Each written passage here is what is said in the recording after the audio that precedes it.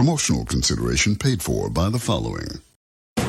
The day of liberation is here. Throughout history, only the biggest and strongest survive. Being big means you're successful, and women love big men. And as a successful man, you need to feel comfortable when you're sitting down to eat.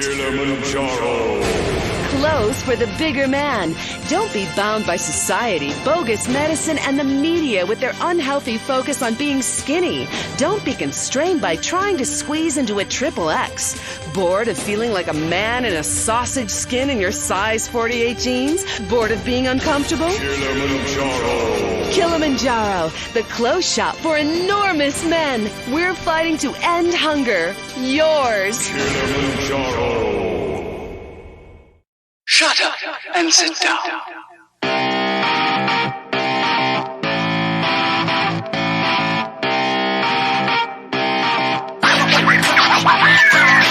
Hello, everybody. Welcome to episode 348 of Third Shift.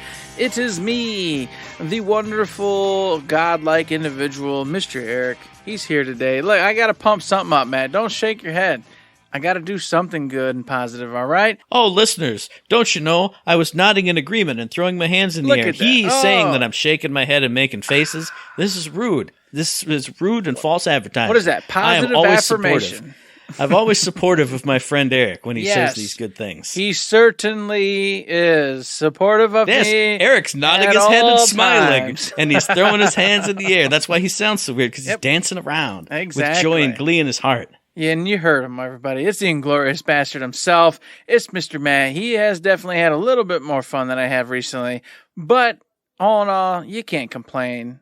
And before we do anyway, we got to talk about the week. Matt, how's your week been? Do you want to complain, be happy? What's it all about? I want to complain and be happy. One, because we had so much pre-show rigmarole that my beautiful giant cup of ice cold, like fresh and hot, like popping water. Not hot, but like fresh and cold.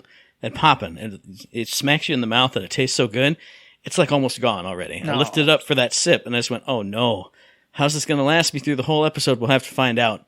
But I do want to complain and have fun, because I just got out of Guardians 3. Literally, today as we're recording this. Well, I went somewhere else the day before, I'll get to that in a second. Came home today, let's do Guardians 3, drove over there. It was a 50-50 movie for me. First half, it was okay, but it was like, I didn't like a lot of it. By the end, it hit all the good notes, team type of stuff, everything coming together. But I was sitting there for the first half and went, man, I really hope I like this by the end. And by the end, overall, I'd say it's a good time. But a lot of the stuff just wasn't hitting for me the first half. By the end, it all came together. I won't spoil anything. I won't say anything. But a lot of the stuff that happened and was shown, I didn't like. That's all I'll say. That's it. Once you see it, you'll probably know what I'm talking about. But before that, the day before, AEW Dynamite and Rampage were in Detroit, so I had to get great tickets right on the side of the entry ramp. Beautiful seats. It was the wrong side if I wanted to be on TV, but it was the right side to see everybody just the most up close. I mean, sometimes more up close than you get with front row, like ringside seats, because they're always up in the ring. Here they were, bam, right in front of your face. And it was incredible. A great show, an awesome time, a giant spectacle because there was a Moxley Omega cage match. I couldn't believe that I got to see Kenny Omega wrestle live in front of my own human eyes, like in person. Incredible. Just a fantastic show and a fantastic night. And it was great. There's nothing to complain about. And if there are things to complain about, Eric knows, but I'm not going to say them on the podcast because it didn't affect my night. What I'm going to remember is just, bam, these people, some people coming up to the rail and slapping hands. Got to slap hands with Jeff Hardy, for God's sakes. I mean, come on, you can't beat that. That's awesome. Mm-hmm. A great show. Then on the video game front, nothing but greatness too. Radiant Historia Perfect Chronology. I play it at work, before work, on lunch. Have a great time with it. I've got that itch, though, over this week to just sit on my bed and play it for like 8 hours a day on a Saturday or a Sunday. It's like, man, I should definitely do that. But instead I played Marvel's Midnight Suns for that 8 or 9 hours. Literally nonstop. I think it was Sunday this past week when I had nothing going on. I played it for 3 hours and went, all right, it's time for something else. Ate lunch. Well, what was it time for then? More Midnight Suns. And I went, okay, it's time for dinner. After that, I'm doing something else. What's something else I did? Play more Midnight Suns. And it was great, and it's awesome. And there's another little piece of content that just came out for it that I'm going to talk about, even though we've talked about it already. I'm going to talk about it more later in the episode. And the other thing I did Wednesday, before I went to AEW Dynamite, is I beat Like a Dragon Ishin. And it was great. The whole, back chunk of chapters in that game. Stuff starts going down. I don't know if I said that last week, but it starts... Woo! Stuff is happening. Stuff is going down. The big reveals are there. The big surprises kind of after the reveals that may not be surprises are there. And it is kind of funny, though, because I won't spoil anything at all, but it ends on a very patriotic Japan note. Like, bam, slam. The patriotic Japan thing happens. Smash cut to credits. And I went, that's awesome. If I was a Japanese person, I would really, my heart would be full right now. But I'm just a regular dude. So I appreciate everything and the great story that I went on and this crazy ride, and that's awesome. And it's great.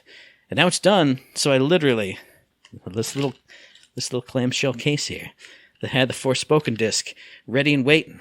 It's empty. You see it. There's nothing in it because the Forspoken disc is finally back in the PlayStation 5.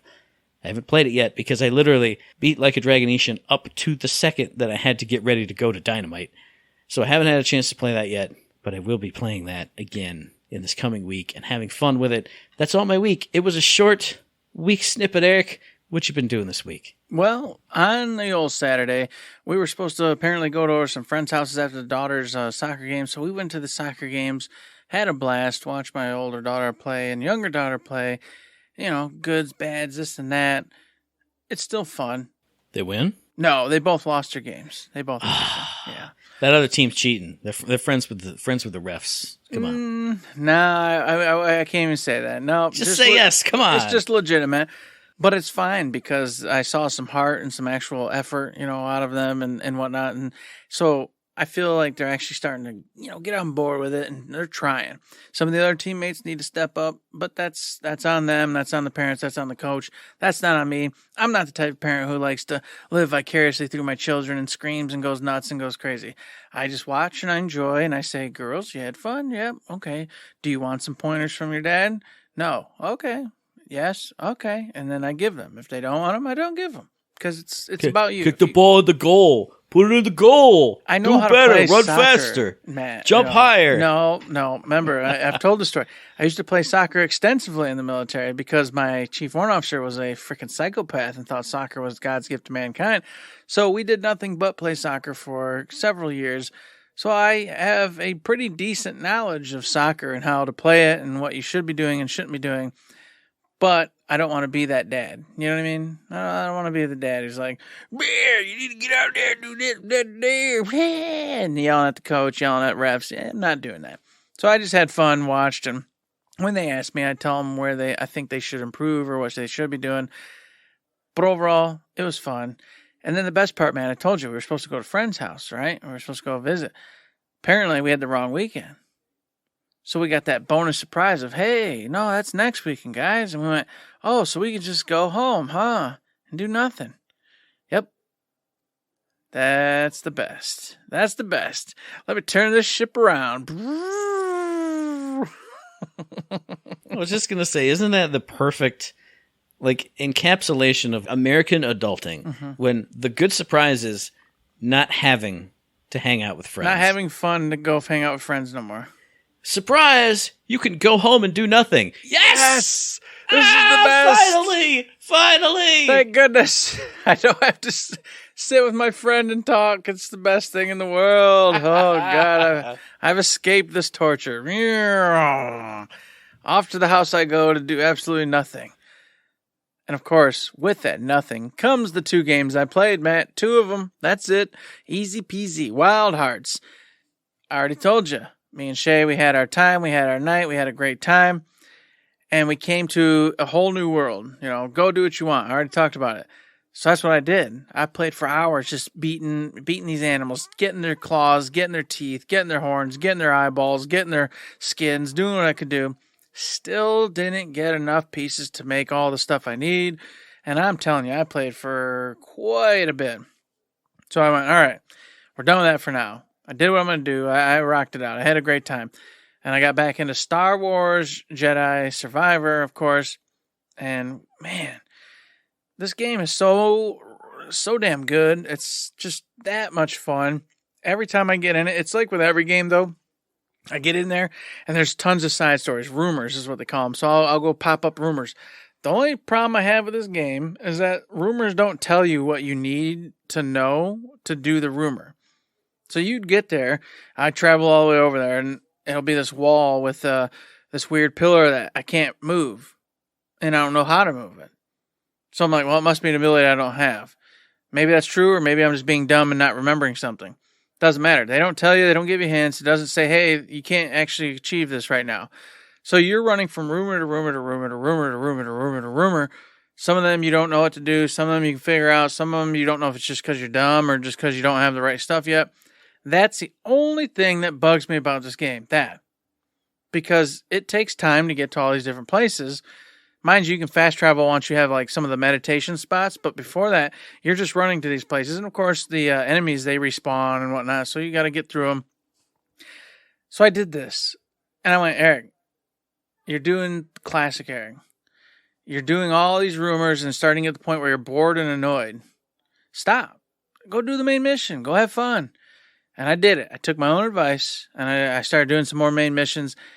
And man, stories just popping off. I'm learning all sorts of really cool stuff. Cal's having all sorts of interactions with these different characters. I'm like, this is the best. I just want to keep playing. I never want to stop playing this. Woohoo! And then I did it again the other day. Slowed down. Went, all right, let's go. Let's try to get some rumors. Did about two of them successfully, no problem. Got to another one. Couldn't figure it out. Don't know if it's me. Don't think. I don't want to cheat. You know what I mean? I don't want to look it up. So I go to another one.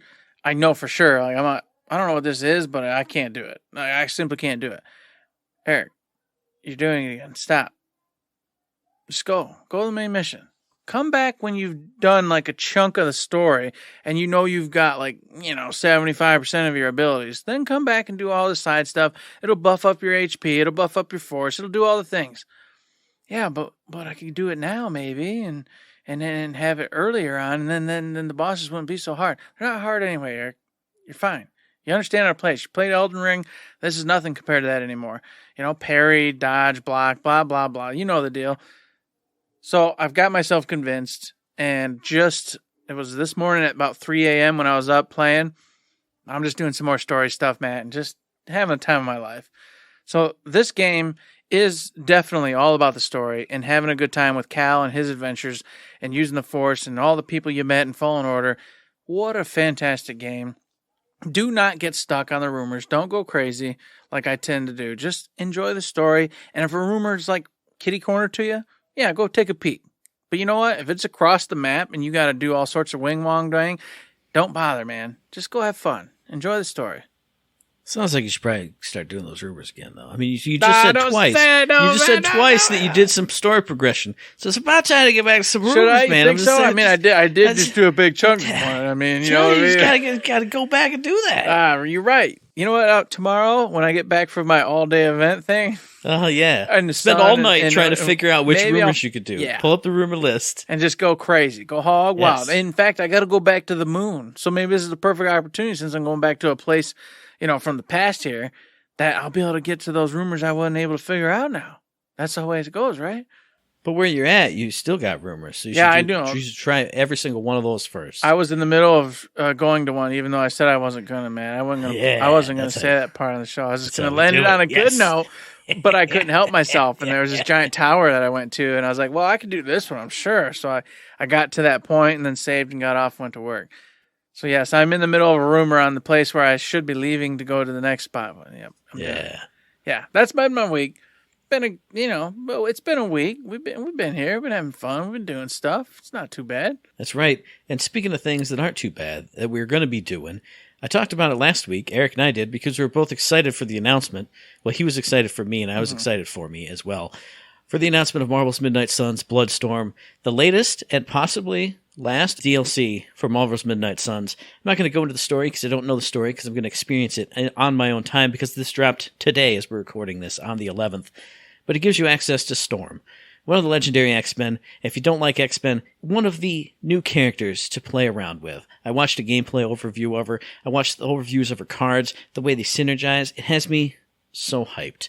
I just want to go into like a big deck builder detail about why her cards work and how they synergize with her passive, because that's so cool, but I won't do that and bore everybody.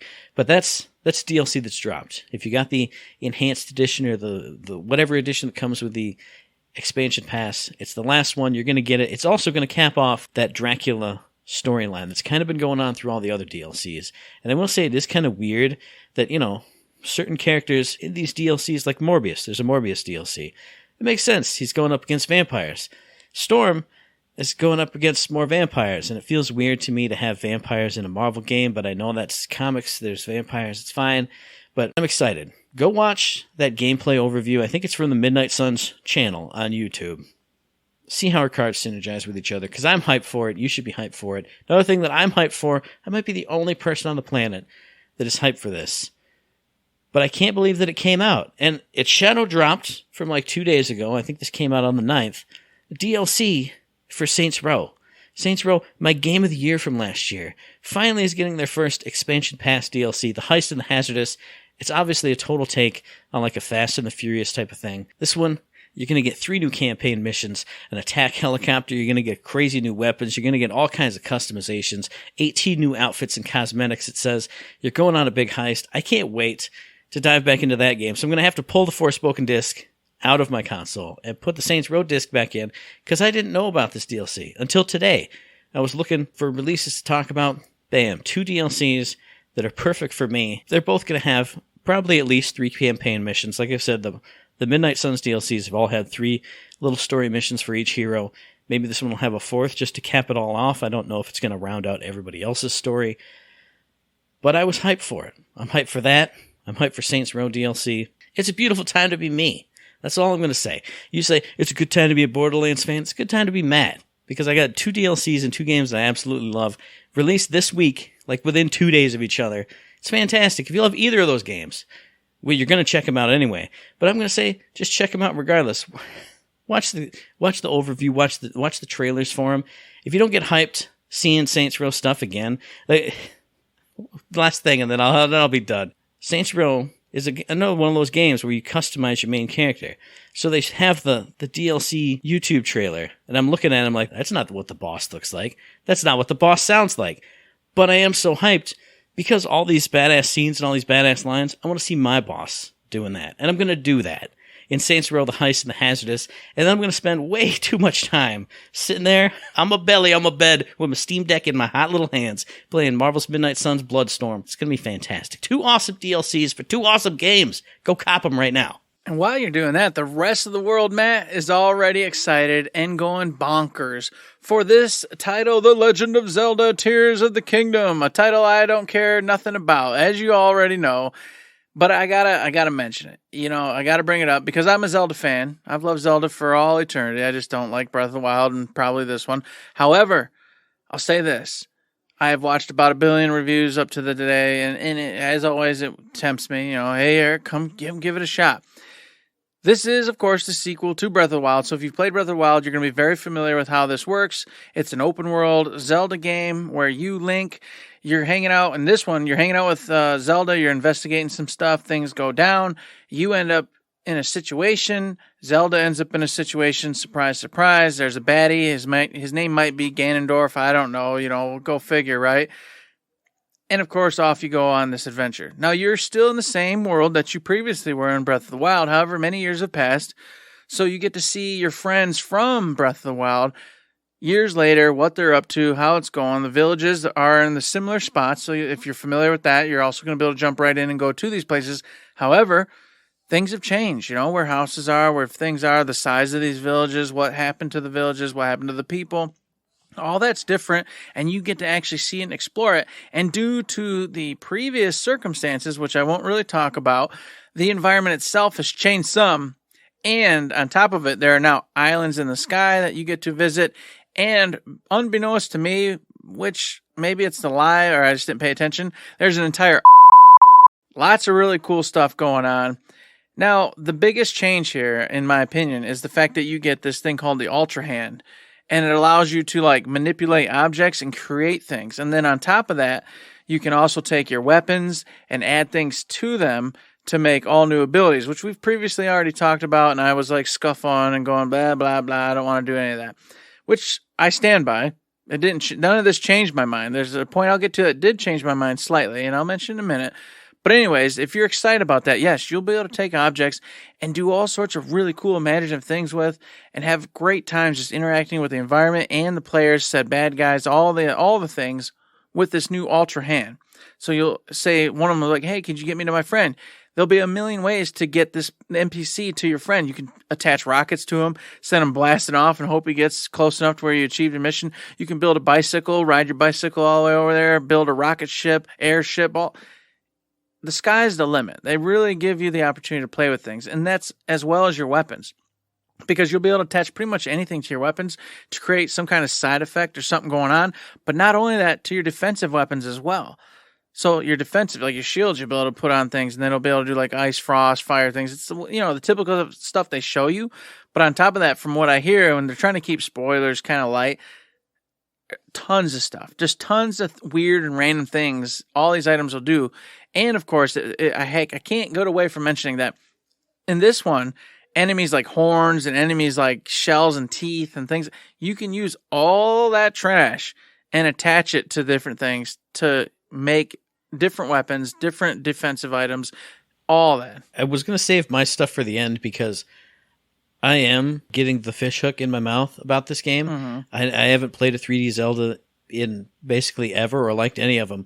But what got me was I watched SkillUp's review of it, and he was talking about the Ultra Hand and showing his unique ways of piecing all this weird garbage together to like not cheat and hack, but like to Skyrim horse himself up to places he wasn't supposed to go. And I went, "You signed me up for that, sir." And then he went, "Oh yeah, and then you can also attach stuff to your weapons and your defensive items, which we already knew." And he was like, "Yeah, but like, check this out. I could just put a rocket on my shield, and now I'm just shooting up in the air and then gliding down to this thing I wasn't supposed to be able to get to." And I went, "Oh, you signed me up for that, sir. That's 100% my kind of game. Oh my God, that's..." And all the other stuff they were showing before, he was showing in more fun details. But then you get to that kind of stuff where he's like, he chops down like 8 trees and makes this weird hanging hook that he like hangs up on an island and then scampers up. Oh, that was crazy. It looked crazy good. Yes, it does look really cool. I will admit it's impressive. And of course, with those abilities, you get the Ascend ability. So when you're down under things or whatever, or anywhere, you can use the Ascend ability, which will get you up and above ground or up and above the obstacles which you're trying to get through. So that's pretty cool. You'll be able to reverse time. So like say you bring a rock to you, you'll be able to then jump on it and reverse the direction of said rock and go up to where you want to go. And let me jump in on that one because SkillUp brought that up too. And I went, "Oh yeah, I remember this. This is how you get up in the sky with the sky rocks." And he went, "Oh yeah, but you can also use that during puzzles or when you make this makeshift thing that you think is going to work and then it falls down, goes down river. You just use that recall ability and now it's back here at your feet. Here and you get to try again." Or enemies are lobbing fireballs at you. Well, you just go into your menu for a hot second and go whoop, and then it shoots straight back into their face. Mm-hmm. Oh, beautiful. Yeah, a lot of really cool ways to utilize those abilities. But the two things, Matt, that got me to where I go, "Oh, man, should I try to play this game again?" was this. One, they didn't bring dungeons back, classic dungeons, but they did bring dungeons in. There are several dungeons in this game, and I won't go into super detail, but apparently they have a lot of really cool puzzles in them, like you know from classic Zelda, and they do have bosses, as the classic Zeldas do have. And that was one part that was like, man, that really kind of draws the old heartstrings. I want to play Zelda bosses again. And then from what I hear, they're very unique, they're very fun, they're very difficult, and that all draws me in. Then the other part that got me just a smidgen was, hey, whenever you build something, say you build a rocket ship and you think it's perfect, it's doing exactly what you need to do, if you're lazy and don't want to have to keep doing that crap over and over, you can save that, and then whenever you need it, you just click the button and it builds it again for you. So I can kind of like, I don't know, I don't want to say it's cheating because they're letting you do it, but it allows me to go, oh, I built this really cool motorcycle, I built this really cool airship, I built this really cool roller coaster. Save. Anytime I need that, I just go click, and then I have it, and I'm off on my way in the next adventure. And that, to me, is gold. Because that doesn't sound fun to me, using all the items around me constantly, every single time to make something. I don't have that kind of patience or time. So the fact that if I could just build it once and it does what I needed to do, and I could just quick summon it, that's awesome. And I gotta say, again, giving props to that skill up review video, watching all the different things he made, and like half haggard things that kind of just barely did it, but Link just needed to get across like this river of lava, and he made this rickety like V-shaped vehicle essentially. And so when it got in the lava, the middle filled up with lava, but then it kept going. It made, oh God, it tickled all the little centers in my brain. I was like, I'm not a builder guy, I'm not a crafting guy, but seeing that you can make these half-haggard things that shouldn't work, but they will work, it totally excited me. That, and there was something where I think there was like all these slats of a bridge, and he didn't put them together, but they were just sitting there. And then if you put like wheels on it, it unrolled this whole bridge all the way across and snapped taut. So it made me excited for what pieces they have set up for you to start doing stuff with, let alone, just stuff out in the open that you make 100% yourself. It made me excited for like half-crafted things. What are you going to do with these pieces we laid down here? Because in that video, he makes like these weird hang and hook things that he just kind of puts up on this zip line and it slides down. You can tell he made that because it looks like absolute garbage. But here's this thing they have set up. It's a zip line. How are you going to use it? Well, I need to get something down there. Let me make a thing that hangs on this that'll hold this thing. Oh, man. We made a puzzle and we gave you some tools, but not all of them. So you gotta figure out how you and your crafted story, like we always talk about. That's the way I did it. What way did Eric do it if you ever played it? Oh, he did it this totally different way. Oh man, my motorcycle was super cool. Mine was super dumpy, but I got it going and it looks great. Yeah, the options are incredible. The music is incredible. The NPCs apparently introduced for each like dungeon and theme and area are fantastic.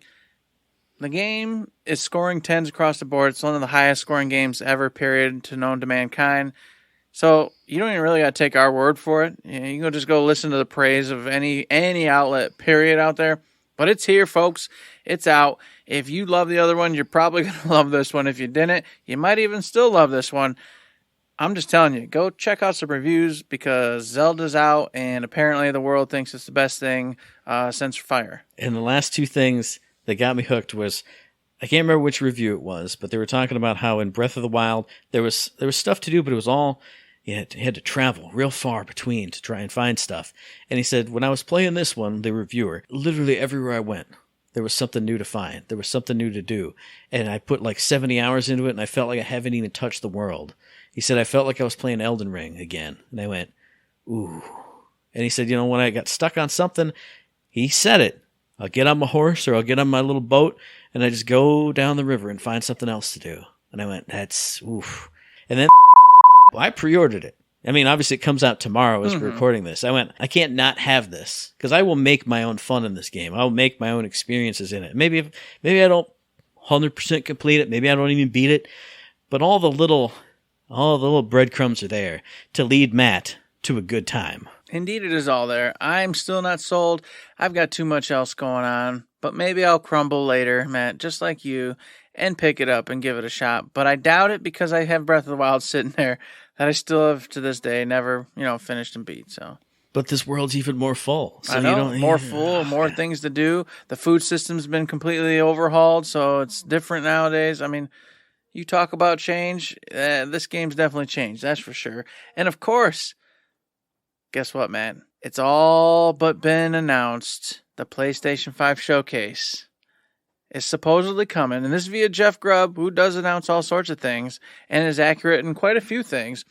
For the week of May 25th, we're going to get a PlayStation showcase where they're going to knock our socks off. And of course, another rumor amongst all of that, Matt, is that Konami is going to be involved heavily in this. So not with just obviously some more stuff on Silent Hill, which I'm sure if any of this is true, will be there. But the biggest rumor right now is that that remake of one of the Metal Gears is imminent. And 3, I think, is what the fan favorite is right now, or what's being most rumored. But that is one of them. And then for me, Castlevania being brought back. And then, of course, the biggest one is that like Blue Point's doing a Castlevania. or something like that. I think that's the rumor. And I'm like, oh my God, I can't even take it. If that's the case, I'm sold all the way. And I think this rumor has been confirmed by others, so it's not just Jeff Grubb, but I can't remember for sure. But I'm pretty sure that the rumor of the PlayStation Showcase has been brought up by others as well, so it's not just one individual talking about it. And it makes sense because the Summer Games Fest is literally right around the corner. Sign me up for an interesting if true, as always. Mm-hmm. And interesting if cool stuff happens to be there, as always. Well, the showcases, there will be cool stuff. The showcase, Matt, is the big one. The PlayStation Showcase is where they show you, like, hey, do you like God of War 1? It's God of War 2. It's Spider-Man 2. You know, it's always the big dogs at the showcase. I don't know who you think you're talking to. Like, we haven't covered PlayStation Come on, Showcases man. for like 3 years. You gotta get hyped. This is the big one. I'm saying interesting if true, and interesting if cool stuff is there. Awesome. If neither is true, then all shucks. It was just a rumor. That's all I'm saying. Again, who you've been talking to? We've been doing this podcast for 100 years. Do I ever get my hopes up for anything? No, I do not. I know. I don't get my hopes up until I see it, and it's proven to be true. So I'm not going to be like, oh man, I really hope Castlevania's coming back. It would be nice with an awesome Metal Gear Solid 3 remake done fully, all full-on cool. I would love to play through that game again with the shiniest, freshest new hotness. But you know what? If it never happens, then I was never hyped for it. Then I'm never disappointed. I'm never that guy on Twitter who's going, where's my Castlevania? Where's my Super Smash announcement? I'm never that guy. So if it's true, that's awesome. I love it. I love Metal Gear Solid like nothing else. Hang on. I just keep wiggling my head, though, because a Metal Gear Solid 3 remake would be awesome. I love that game. The game is great. But I know that game by heart. I don't mean this to disparage a possible Metal Gear Solid 3 remake, because that game's great and the remake would be awesome. I would much rather see a new one. And I've said this before for years. You can't say I haven't. If you put together a passionate team who will make something cool in that type of universe, I would much rather see that. Because 3 is awesome and 3 is great. But we've had 3. I digested 3. We've had HD remastered. We've had it. It's on like every console I own. I can play it. Make me a new one. Make me a new story with new characters, with new experiences. That's all I'm saying. I would still buy it, but I'd be more excited for something brand new. Not the same characters, not the same, you know what I'm saying, that theme. Mm-hmm. A Metal Gear Solid, like a Silent Hill. Silent Hill's always different. Make a Metal Gear Solid that's different. That'd be cool. I don't know if they've got it in them right now to do it, though. I'm thinking they're just going to get the attention span and get people back in Metal Gear. It just makes more sense. And maybe this is the lasso. Yeah. To really end, people still want it? People actually like our franchise still? Whoa. Oh, you're not mad at us anymore? You're going to buy the products that we're putting out? You're not mad about the whole Kojima thing? Okay, cool. Now we're going to greenlight an actual brand new Metal Gear and see how it goes. But I think they still want to kind of get everybody, the patrons, back into the whole, into the fold with Konami, just because of all the bad blood from the past. Well, it's not just because they got rid of him, but then they made a crappy Metal Gear. That's okay. No, okay, we're done with this conversation. We're done with this topic. I mean, everyone was mad at Konami, yes, but then they doubled down by making a bad Metal Gear game on top of it. But they're coming back. They've been doing some goodwill stuff. So let's cross our fingers and hope. Yeah. And I'll just tell you this: we can move on.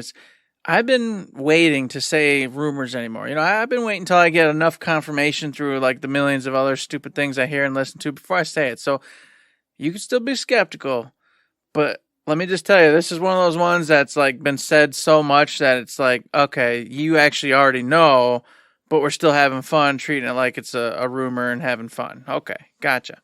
That's fair. This is like last time when you were like, I think E3 cancellation announcement will probably come on April 27th at about 2:53 p.m. It'll first be tweeted out by this unit and then by that unit. And I went, Eric, you're stupid. And then it went, look, it's April 27th at 2:43 p.m. And This is one of those. So I think it's pretty in the bag. But you know what? Wait till tomorrow when it's announced and we'll just change our tune about it.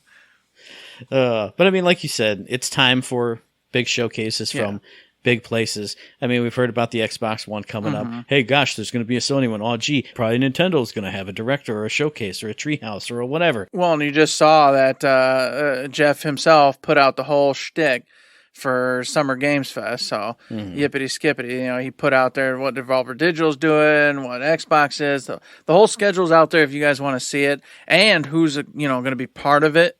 And the only thing I don't like is he announces like who's going to be a part of it, but you don't know when they're going to be a part of it. So like Gearbox Official is going to be there. So they're a part of it. We get some new news of whatever Gearbox is up to, which is pretty cool. I'm excited, but I don't know where it's going to be. Is it going to be at the Ubisoft Forward? Well, obviously not, because it's Ubisoft games. Is it going to be at one of the smaller side show, like the PC showcase, that they got going on, or the UTK showcase, Xbox showcase? I don't have a clue. Where are we going to hear about Gearbox at? Who knows? Because this Summer Games Fest is what I've always complained about. It's over like this huge period of time with a million different events. And I'm like, I can't possibly watch or keep up with all these. I wish it was broken down a little bit better so I knew exactly where to find the pieces and snippets I wanted. They always have like super indie showcases. They always have this kind of stuff. Maybe they should have like the AAA to AA section. Yeah. No company's going to want to label their stuff as this or that as AA or whatever. Yeah. But like if Gearbox is going to be on first SEG, first day, well, then we're going to be there first thing. But if they're just going to be somewhere showing off something, because it could be publishing stuff, that could be in the indie section, it could be here, and it could be who knows what day, what time. This stuff's ranging from 9 in the morning, 12 p.m. Eastern time, 3 p.m. Eastern time, 6 p.m. Who knows when it's going to be? And I can't obviously just tune into everything. I'll get fired from my job trying to just be on Twitch constantly figuring out whatever the next event is and being on there. So I'm pumped because it's really cool to have that huge, 2-week billet of just news and cool announcements and things happening. But at the same time, it's so spread out for me and so wild that it bugs me because I'm like, I don't know where any of this stuff's going to be. I got to hope that somebody tells me beforehand, or I just get lucky and decide to pay attention to that particular, stream, or I'm on for it. So excited, but also just like I was grumpy from last year, that it's just so wild, so big. You want to talk about excited and grumpy? That's my topic that I'm going to jump to, and that's the Asus ROG Ally. Ooh, looking good. The pre-orders were live. I got so excited because I saw the email, and it went, oh, hey, I'm Best Buy. Come pre-order your Ally. And I went, oh, yeah, sure, it's going to be like $1,900. And I clicked on it, and it said $699. And I went, ooh. That's not bad. And then if you don't like that, there's a slightly lower processor that's $599. And I went, ooh, I like that too. And I said, Google machine, tell me more about this. And it said, we have a whole suite of reviews for you, from Verge to Wired to CNET to IGN to everybody. And I went, whoa. Pre-orders just went live. How are there full-on reviews for it? And obviously they're the production copies that were sent to the review houses and all this stuff. And I went, oh boy, I can't wait to hear how awesome this is and how cool it is. And the first review that I read was from like Team Xbox, not like officially Xbox, but some Xbox associated thing. And they went, this thing is great. It's fully Game Pass compatible. As soon as you boot up, as long as you sign into your Windows account, bam, it's going to team up with your Game Pass account. You also get free months of Game Pass when you pick up this thing. So even if you don't have an account, you're getting free games and a game experience right now. And I went, oh yeah, that sounds good. And they went, we love it and it's great and it's awesome. And I went, okay, cool. And then I went to the IGN review and they went, we love it and it's awesome. Except there's a really clunky UI interface and it has no battery life. And the Windows implementation really sucks. But we give it an 8. And I went, hang on, wait, what? And then I went to Verge and then I went to Wired and CNET. And one of those gave it a 3 out of 10 because of awful battery life. All kinds of weird, like, double software implementation where it runs Windows natively, but then it has this Archbox software over top of it that's supposed to help Windows stuff run games better on this controller that is basically a laptop. And then that implementation doesn't work well. Some people were talking about like the actual buttons. When you push the buttons, they get stuck underneath the casing. And I went, oh my God, I just wanted this thing to be all sunshine and rainbows and candy and glitter and dreams. And it's coming out to sound like, at least, what it's always been with Windows-based handheld gaming devices. It's got some pros, but it's got some cons. And I already have the best handheld computer, quote fingers, gaming device that I've ever experienced in the Steam Deck right now. I'm like, man, I just wanted it to be awesome. And I sure do still hope that it is awesome. But I'm hearing all these concerns, and especially the battery life. every single site said you can tune this, you can tune the brightness, the output, the this, the that, the power that it uses. But one of them said, hey, I was even just playing Stardew Valley, and I went in and turned everything down and everything off that I could possibly do. And even then, like the Windows in the background was drawing so many resources because of all the bloatware that Windows always usually comes with, that it was drawing down my battery life to like playing Stardew Valley and only getting like 2 hours of battery life on this thing. They got to fix that. Something's got to happen. Something's got to fix that, because if you can only play a couple hours of the least demanding game ever, there's something wrong in the back end of that thing that I'm not smart enough to figure out. That's all I'm saying. So I was super hyped. Now I'm middle of the screen hyped. I'm making a gesture that Eric can see and nobody can see. I'm not down here, but I'm like, okay, well, if somebody gifts me $700, then I'll probably just jump on it like a hot piece of chicken. But it's, I don't know. It's got more caveats than I thought. I'm still not getting it just because of the handheld issue. But I wouldn't take the Windows thing to heart. A lot of these individuals reviewing it are like PC nerds and geeks, and they think Linux is like the cat's meow and like Windows has always sucked. So when I was reading the 3 reviews I read, I feel like they're doing the typical PC nerd stuff. Well, Windows, it's kind of, Linux is so superior. Linux is only superior for those who know exactly what they're doing. Like, Windows has always been like the family-friendly version of things. The only thing I agree with you on is the battery life is atrocious. That sucks. That is just a bummer. The Windows part, that's not going to inhibit you, Matt. What you can do with Linux versus Windows. And Whoa, I'm not saying Dan Eakin. I'm not being Dan Eakin here. And I'm not saying most of those reviewers were either. But they were saying that when there were issues, it wasn't in like the software and the framework. They had to exit out of any game they were playing to get to the Windows shell to find out what error it was throwing. So it was like on just a handheld to get back. You know what I'm saying? You get what I'm saying, yeah, right? It's basically, it was treating it like it would your PC. So you'd have to close game out, go down to the main frame, which will give you the error. Windows is having said issue. Yeah. How do you want to appropriate it or whatever? Do you want to serve blah, blah, blah. And on a PC, Alt-Tab is a thing, and you just bippity-bop. But this had no way to do that. Doesn't have a way to Alt-Tab, so you have to close out. You have to just root down. Is that real, though? You know what I mean? Like, that's my question. I'm so skeptical of the PC nerds when they say that stuff, because I'm like, is that what's going to actually happen to us, me and you, who just put on Game Pass and just play Game Pass games? What are they doing? Is it literally just that? Like, they are actually just getting errors from just playing Game Pass games? That's what I've heard, yes. Okay, if true, this is where I'm at. If true, okay. But I'm always skeptical just because Linux has always been like the preferred version for the PC nerds. And so I feel like there's always that push. Oh no, Linux is the heightened way to go. That's the God's path. And I'm like, well, but I don't know how to use Linux properly. So I'm just an idiot who's going to push go on this thing and hopefully it works.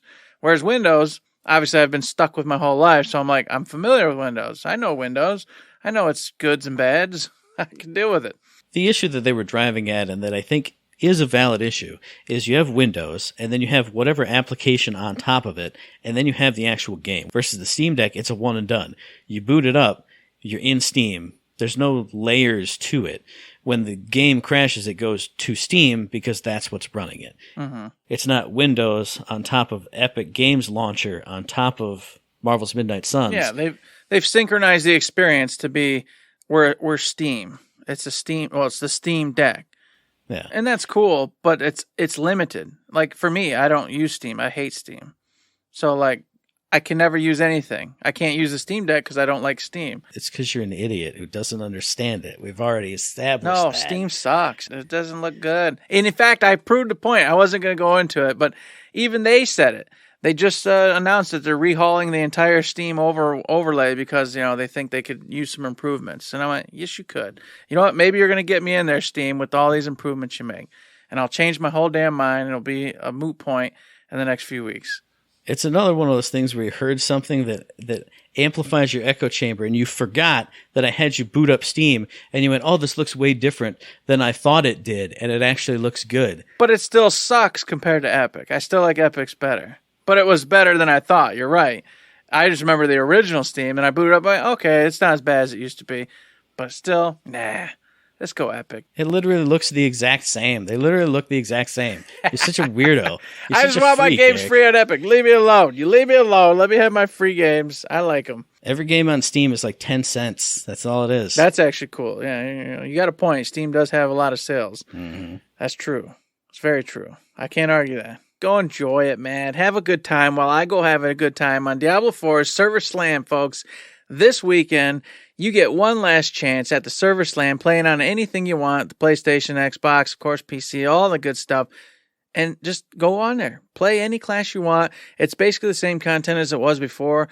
The only difference is that you have all of them at once, and you will be starting over because you don't get to carry anything over from the previous beta, and none of this will carry over into the other game, well, the full game, I should say, when it launches.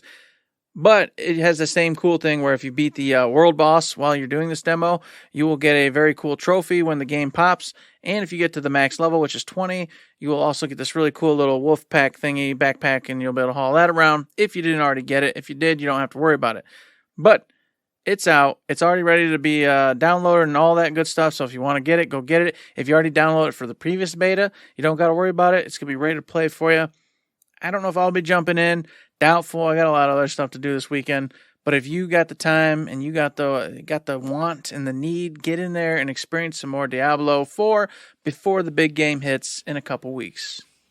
And another thing that I thought was pretty cool, I was just sitting around and I Googled gaming news. What is new? Because I don't want to talk about the Server Slam. I'm never going to play Diablo 4. And what came up was, hey, did you know... And I went, I didn't know this, so I'm going to share it on the podcast. Did you know that Capcom had their most successful fiscal year ever this past fiscal year? Sold squadrillions of games, and obviously they broke it down a little bit with fiscal year unit sales. Monster Hunter Rise, Sunbreak, the DLC for that game. Resident Evil 4, which was only out for like a handful of days before the fiscal year ended for Capcom, which is, April to March or whatever for them. That was only out for a few days before that fiscal year ended. They still sold 3.7 million units in that time frame. So what's that going to bleed over into for the next fiscal year? Because I didn't pick up Resident Evil 4 Remake at launch. I picked it up a few weeks afterwards. Obviously, it's going to be going on sale for the holidays. And then this article asked, how are they going to build on this? Because they've hit the cap of the best Resident Evil remakes. And it said, hey, here's a rumor. Here's another rumor floating around that Dead Rising is going to get a reboot, like a full-on reboot, but the franchise will be coming back. And that's a franchise that everybody loved before, in my recollection of it, things just nosedived straight into the ground and it died. But everybody loves Dead Rising 1 and 2. I don't even remember what 3 was. I remember 4 coming out. But that's a franchise people will jump back into if it has all the same mechanics as the old ones, the big giant hordes of zombies, all the weird custom-made weapons that you could make, all the strange timing-based gameplay, all the stuff that was cool or not cool depending on your version of things. But that's another franchise that everybody's going to be into. If you make it look super hot and super cool and all the Resident Evil style graphics, get that whole team on there to make those zombies looking nice, looking choice as you're chopping them up with a hovering skateboard that has knives glued onto it, all that stuff. An interesting rumor. That's a series I jumped into a couple of those games, and I went, this isn't quite for me, but I understand the appeal of them. So if you can keep that Resident Evil train rolling, and then pop a Dead Rising train right alongside of it, and they're rolling on those tracks, it might be another fantastic fiscal year for Capcom coming up this next year. Yeah, I was stoked. I'm always glad to see Capcom doing well. They just create so much good stuff. And I was one of the first day buyers of Resident Evil 4 Remake. But I got to say, the Dead Rising rumor, I don't know, man. I love zombies, but I just never cared about Dead Rising. I never cared about Dead Island. I never cared about Dying Light. And I've tried, but I can't get into these games, even though I love zombies. So I was like, oh, that's cool. And you're right. A bunch of people love Dead Rising. So something in that regard, I think would just kick butt and take names. And I think that's a unique one because you have that weird, put everyday items together to make a weird weapon, like Tears of the Kingdom style. Grab your Monokuma Otaku light and stick it on the end of a baseball bat. Now you're hitting zombies with a light up Monokuma. That kind of goof-tacular factor of it. But then I was just thinking, as you started talking, oh yeah, it's going to be another great fiscal year. because in June Street Fighter 6 comes out, and everybody who is in fighting games is going to be buying that and playing that. Mm-hmm. I have it pre-ordered. I'm going to play it. All the DLCs are going to be dropping for that, and maybe next year Championship Edition will come out, so they're definitely going to get that too. They're safe no matter what, Matt, because literally with Street Fighter, it's done. It's the done deal. But on top of that, they've got Resident Evil Code Veronica they could remake. Everybody buy that in a heartbeat. Resident Evil 0 they could remake. Everybody buy that in a heartbeat. Obviously, announcement of a new Resident Evil. Maybe that doesn't count for this fiscal year because it'll come out probably the next year. And then, of course, the best of all, you got Dino Crisis. You could reopen that bad boy, get everybody involved. You could get as I always joke around, Breath of Fire going again. I mean, Capcom has options. They got options. You thought there's no way I can't mention Breath of Fire if you're talking about Capcom. It ain't true. I know it's a joke. But those others I'm serious about. This year will be another fantastic year. Capcom's going to blow it out of the water. It's just going to happen. And overall, regardless of what does happen, it just made me really happy to see that. Because I remember back in the days, they had, big boomers and shuckers every year. And, Mega Man was popping off, Street Fighter, all this other stuff. But I remember those dark days. I remember those dog days where everybody called them Crapcom. Because all they did was release garbage games that everybody hated, or everybody hated on anyway. And I mean, we've been seeing it for the last few years. That ball has been rolling up. But it feels good to see a company that was on top, went back down, and everybody hated them, and now they're back up, shining just like a little diamond. It feels good. I like it. Yeah, I enjoy it too. I love Capcom. Always have.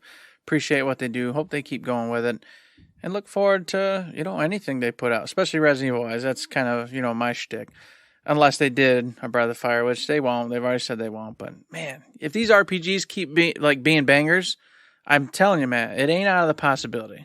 If the Final Fantasies and the Dragon Quest and stuff keep on popping off like they have been lately, it's not out of the realm. It's just maybe. I'm going to keep dreaming. I mean, literally anything's possible, Eric. That's true. Literally anything could happen. Like maybe Starfield comes out someday. Maybe it's a good game. It's not looking like it's going to be. It's not on track to be. Or is it, Matt? Oh, I'm thinking it is because, I'm the one who watched that gameplay little snippety reveal, launch date reveal trailer, and it was looking way better in that footage than it ever did beforehand.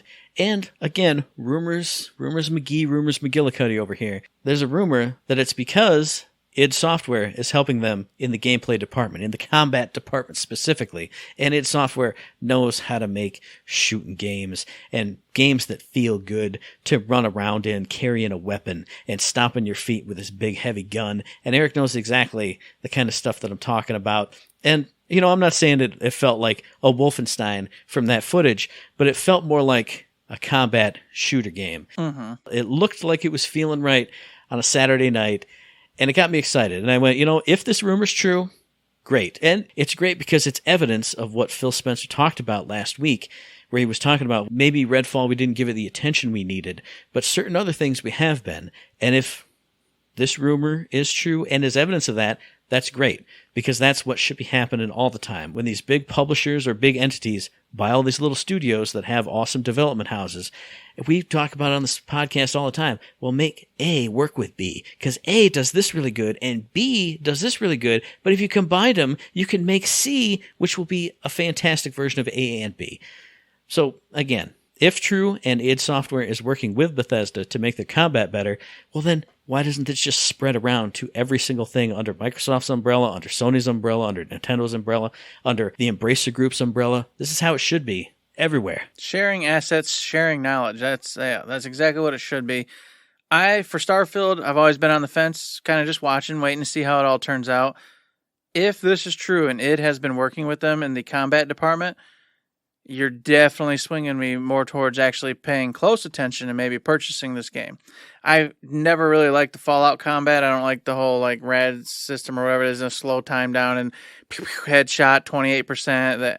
That's not my shtick, but Doom or Rage, you got me on board. If the combat's like those, I'm way more inclined to play this game and have a great time than I am if it's more like Fallout. And you always keep bringing up Fallout, but there's never been a VAT system in Starfield like shown at all. Like I know, but anytime I can't ever. trust it though. Their heart is in those games. And yes, any developer can break out and do something completely new. Look at Horizon versus Killzone, but the heart of what they were has always been that kind of stuff. And I'm like, I hope it's different, but I haven't seen anything that's proven that to me, Matt. Like have been really skimpy with what they've shown. It is 100% different, so I know the comeback you're going to come with. But Skyrim didn't have a VAT system. It had abilities and melee. And you can play Fallout without the VAT system too. Again, in this rumor thing, it worked with Bethesda on Fallout 4's combat, which already felt way better in just the shooting mechanics. And I never played that one, so I can't attest to that. I haven't played 4, so I don't know. But I went, maybe they have been slowly building up a decent shooting mechanic. Because, I mean, I played 3, and it was fine. There's nothing wrong with that. But for me, it's always been a clunky system. It's just not been streamlined. Whereas, like I said, I'll say it again, Rage 2 in particular, and of course the Doom Eternal and Doom 2 2016, you're talking about so streamlined and fast and fluid and beautiful and fun. If they do something like that, I want to play that game. And then if you put an absurd, fun, crazy story on top of that, I'm even more inclined to play the game. The only other thing that might detract me would be as if they say, yeah, it's super open world and you just go and then, you know me, I don't like that kind of world, so that would be a detractor. But I've just been on the fence, and it's just so cool for me to watch this game because, like, you'll say this rumor, and then I'm like, oh, I'm kind of more excited. But then someone will say, well, it's like this, and I go, well, I don't care then. And it's like a roller coaster for me for this game, but not one that I'm invested in. So I'm not mad or happy or anything either way it goes. So it's kind of fun for me to actually watch this game because I don't have anything invested in it, but I want it to succeed. It's just because, you know, Starfield is a big game everyone's looking forward to, and it's Bethesda. So, and then on top of it, didn't they mention a bunch of other stuff? Like they already got a mature rating, and it's going to have like the violence, sex, drugs, whatever else was involved. That I definitely didn't hear. I think I did hear that there was a mature rating, and I went, Outer Worlds had a mature rating, but I always hate saying mature stuff was going on in that game because everybody thinks, oh, everybody had their pants off and everyone was doing the willy-nilly. But it was like adult themes, like themes that an adult can relate to that were also super brutal. But it feels weird to think of like a open world space adventure game having a mature rating. But I mean, even Mass Effect did, and it had like, one boob in it. So, who knows? I don't know. Who knows? Time will tell. There's still so much to be shown. And of course, we're going to see it because the Xbox has its big old thing during the Summer Games Fest. Was that like June 9th or something? Oh, man. It's throwing me off. It's in that realm. I can't remember the exact time. Maybe that is actually the exact date. But it's right around the corner. You're going to get to see the Xbox showcase where they said they're going to be showcasing Starfield and showing you a whole bunch more about this. So everything we're talking about is probably going to be clarified and brought up in the next few weeks for that particular title. Absolutely. We were going to talk about the PlayStation lineup, and I just want to ask one question. Maybe you know. Go check it out, folks, for yourself if you haven't seen it. There's a whole bunch of new titles getting thrown in there for May. Is this for, like, the extra tier? Yes. Okay. It's not for the Barney dopes like Yeah, us. because they took away all the free games if you had PlayStation Plus. So all those games are gone. You no longer have any of those games. The collection. Of like a curated 20. Yes, that curated collection is gone. You no longer have access to it. And I got confused, and I thought maybe they were replacing it with these titles that they mentioned. Ah, yeah. And I you know me, I'm so confused on the Extra Plus Premium that I couldn't tell if that was replacing that collection, and they were like, hey, here's a brand new collection, or if this was just, hey, this is May's games for the premium tier, extra tier members. You put in the show notes, big new PlayStation Plus lineup, and I went, okay, what are the free games for this month? Because I don't know. I didn't think about it, and I Googled PlayStation Plus lineup May 2023, and it only came up with this big list for the Plus and extra tiers, because I saw Ratchet & Clank, Rift Apart, and I went, oh, wow, that's awesome. And then I saw 2 other smaller games, but then I loaded the page, and it had like 8, 9, 10 games there. Yeah. And I went, that's not it. No. And I scrolled all the way down because I thought, oh, well, it's going to have Plus, it's going to have Extra. At the bottom, it's going to have my free games. They didn't say a word about it. Crickets and peeps. And I went somewhere else and I found it through a secondhand thing. But I was like, I know this is your PlayStation Plus lineup for May, but it's not what everybody's going to be looking for. Expecting, what they're looking for. we want to know what our 3 free games are. Yeah. And at the bottom of that article, you can put, and hey, if you get up to extra and plus, you can get tick, tick, tick, tick, tick, tick, tick, tick. Yeah. And I'm not trying to sound like I'm dogging them, but No, it was impressive. It's an impressive lineup if you have the extra premium, but it was just confusing to me. I didn't know if they were replacing that curated collection with this new one, and that I would have just been bonkers about, but apparently no, it's just for people with the extra stuff, so it's not as cool. So that's why I was like, I don't really want to talk about it, but I just wanted to clarify because I wasn't 100%. And then just one last note is Sunday, June 11th is the Xbox Game Showcase where they're going to be featuring Starfield. So there's your clarification. June 11th, folks, 10 a.m. Pacific time, and of course, 11, 12, 1 o'clock Eastern time. There you go. Nice. So what about you out there in podcast listener land? What among all of these things, all the things we've covered today, are you most excited or pissed off about? Let us know any of that stuff or any questions, comments, concerns. If you just want to say hi, shoot that to us via the email, thirdshiftme@gmail.com. Hit us up on the Twitter machine at thirdShiftME. Find us on Facebook. Hit up the Discord. Do any kind of thing. Patreon, Twitch. You know what? Invent something. Find me on... I was going to say find me on Bumble, but I think that's a dating app, so don't do that. Don't do that. Invite us on Hive or Mastodon or make up your own thing. Write me a letter. Just send me a letter in the mail. Put a wax seal on it, and I'll be like, woo, this is fancy. And I'll open it up, and you'll have put poison inside, and I'll be dead. And then Matt will be gone. And it'll be a great Showtime piece. So do any of those things. Matt already did the thing. We're also on Facebook. We're also over there on Patreon. Like what we're doing, want to throw us a couple bucks? Hey, feel free to do so. It's just a tip jar. It's there for you. If you like what we're doing, you want to help support us financially. If you don't, though, Matt just said it. Go do all those things. All those other things help us. All of it does. It's all wonderful. Get us some mailbag questions, suggestions. What do you want us to talk about? All the stuff. You can do it. Or go give us those 5-star ratings over in the iTunes, over on the Facebook, apparently, somehow, some way. We still haven't figured that out. Someday we might. Or on Spotify, which I need to go check up on and see if anybody has done. So that's on me. Maybe you have, and I'm over here telling you to do it, and you're like, stupid, I did. Go look. You're right. I'll go look. I'll go check it out. But in between that time, do all that stuff.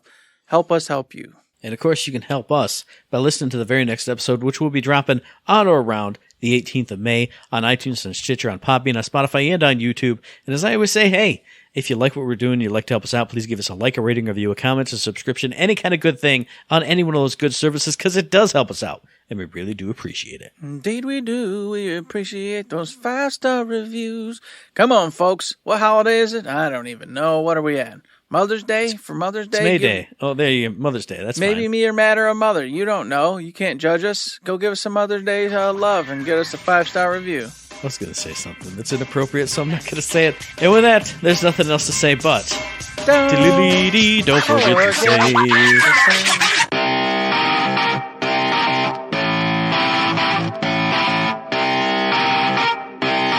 Shut up and sit down.